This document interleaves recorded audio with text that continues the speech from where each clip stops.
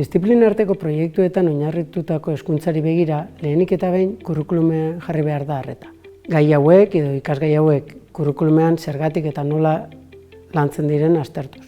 Hau egiteko, metodologia aktiboen oinarrietatik abiatzen gara, metodologia aktiboek ikaskuntza esanguratsuari egiten dizkioten ekarpenak azpimarratuz.